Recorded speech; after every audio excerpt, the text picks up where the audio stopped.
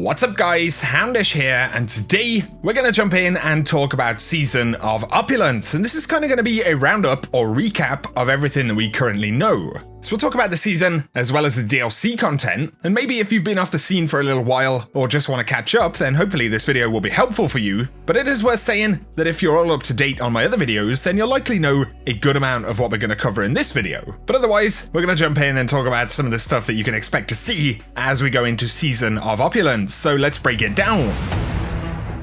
So firstly, going back to the minor teasers that we had from Bungie about Season of Opulence, we know that we'll return to Leviathan, which of course is Emperor Callus's enormous raid location from year one. We can see this evolution where once Leviathan was relatively light on the most part, and the tone seems to have shifted a little bit and gotten much darker in the few shots that we've seen of the new DLC content. And while we're setting the scene right here, there is some lore available in the game right now this season. If you check out the passivity lore card, it references Vanguard observations and a lack of activity aboard the Leviathan. They report no ships, no visitors or departures from Leviathan, and the lore does tease us that they speculate at the possibility of a Stargate being aboard the ship that allows inhabitants to kind of move freely back and forth into Leviathan, or indeed other locations. The other possibility that they do speculate about is that the ship is very much self-contained, almost with its own ecosystem, and perhaps the plant growth and life that we see aboard the ship, or even the survival of certain illicit occupiers in the belly of Leviathan,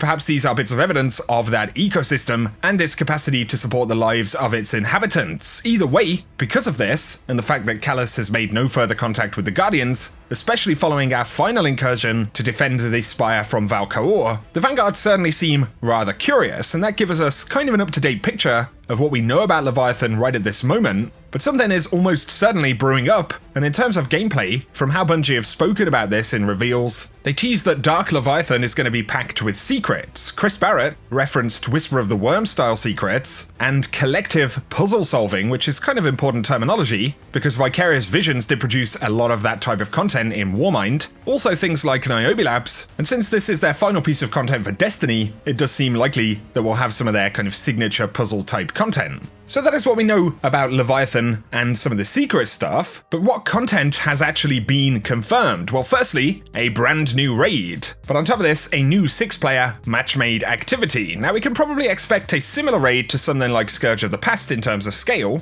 As to the location, Leviathan does seem likely, and it's also curious that Bungie showed Guardians wearing prestige raid gear from the original Leviathan in the trailer. They are, however, aboard a new part of the ship. But something else that's pretty curious about these weapons is that they actually have kind of a darker shader on them, and before the Prestige version of Leviathan actually launched, in the database, we could see the Prestige weapons with this darker skin. However, they actually never made it into the game in year one, and so it does appear that these are updated pieces of Leviathan gear in some form. And so maybe we could see a reprised Leviathan raid of some sort here as well, but the new raid is listed as all new regardless, so that should be a thing in itself. For the 6-player match-made activity, this is going to be the equivalent of our Forges from Black Armory or the Reckoning from Season 6. So kind of the mainstream piece of content, but 6 players is definitely different, even if it is a Horde type mode like we've seen in the past. And now if we get into some leak territory for just a moment, Shadow of Anon the 9, who compiled leaks from the very reliable Anon the 9 last year, suggested that much like Mamba was the codename for Gambit Prime,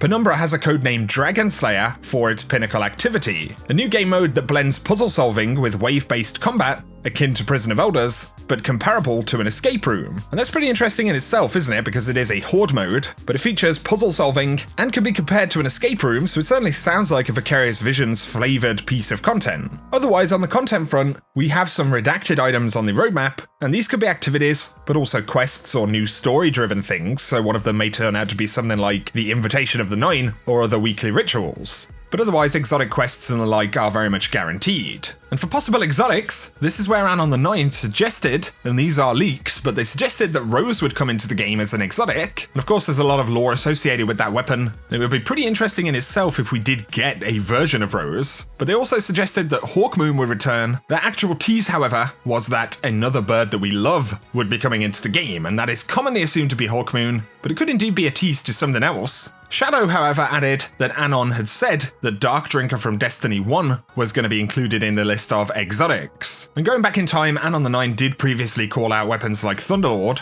Thorn, as well as Last Word, and a bunch of others around the same time that they gave this information out. So we'll definitely get new exotics regardless, but these are leaks, so take them with a pinch of salt. As I said though, the source has previously been very correct on reprised weapons and core DLC content, so we'll have to see what happens.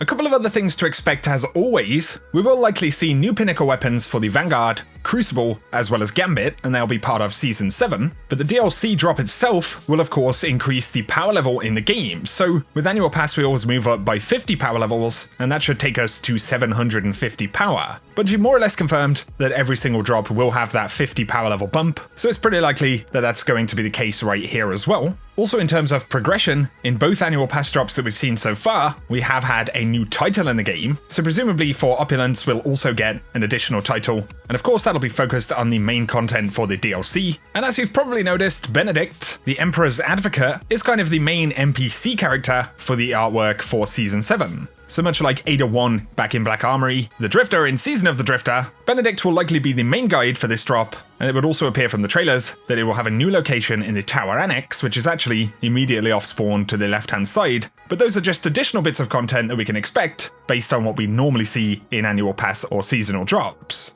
Of course though, for Season 7 we will have a full roadmap of content and events, the return of Solstice of Heroes, exotic quests and all that good stuff, and Bungie have outlined only a couple of quality of life updates or changes so far, and that would include sandbox adjustments to Luna's Howl and Not Forgotten. There will be some somewhat significant sandbox changes there, so I'll link a video down below with full details on that if you've missed it, but we're also going to see a rework to Banshee, the gunsmith in the tower. And he's now going to offer gunsmith bounties for enhancement cores and other materials. We don't know exactly what those rewards will actually look like on launch, but these bounties will be replacing scrapper bounties nonetheless. And that for now is pretty much everything that we know about Season 7 in itself. All of the teasers, all of the facts that we know of, as well as the leaks and updates coming in the game. So it could be a pretty decent season of content, but it is another Annual Pass drop, so much like Black Armory or Season of the Drifter, we should expect a pretty similar kind of schedule and structure on the whole. Now, when it comes to preparing for this DLC,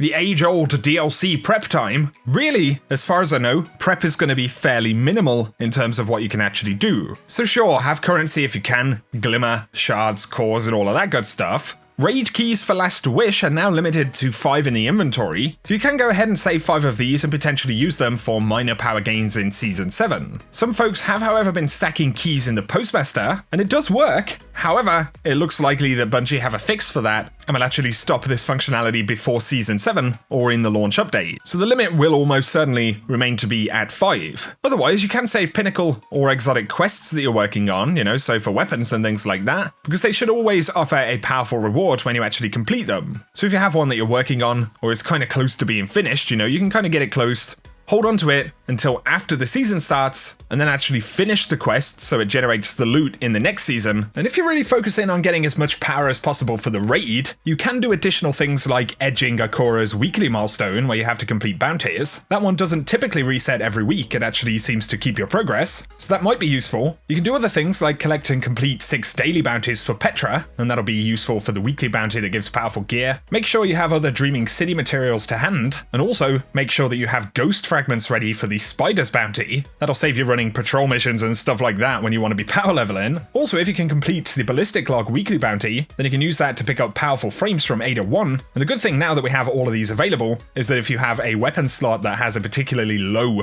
power level item, you could actually pick up an item to fill that slot. Otherwise, you can also keep synths for the Drifter, and this will be for the helmet upgrade bounty, because these should still be powerful drops next season, and some of these you can actually do while running Gambit or Reckoning stuff, and they will still have their powerful milestones next season as well. So there are a few things that you can kind of do to make that first few days a little bit easier. But otherwise, as far as I know, there isn't that much more that you can actually do. I'm not certain. What do you guys think? You'll have to let us know down below if there are any additional things that you could do to get ready for Season 7. And of course, we do have a raid, so some folks will go super hard on the power grind before it drops to get ready. But otherwise, once we know more about the content, there may be a few useful things to know, and I'll keep you posted if that's the case. And otherwise, I'll be keeping you posted about Season 7 as well. So be sure to stay tuned here on the channel. hit that subscribe button. You can also turn on notifications if you want to keep up to date with everything as soon as it happens. But otherwise, guys, if you have enjoyed this video, a like below is very much appreciated. I'd love to hear your thoughts down below about what Season 7 could actually be like, any things that you'd really like to see, or stuff that you're looking forward to. I'm definitely most curious to see how this differs from Black Armory and Season of the Drifter, and also how Bungie kind of go from Season 7 into Season 8, which will be that September content drop, or the fall content drop, kicking off Year 3 in whatever form it actually comes in. So I think at the very least, we should be looking at a few pretty interesting evolutions for the game as it stands. But guys, thank you again. I appreciate you tuning in, and whatever you get up to, I hope that you have an awesome day.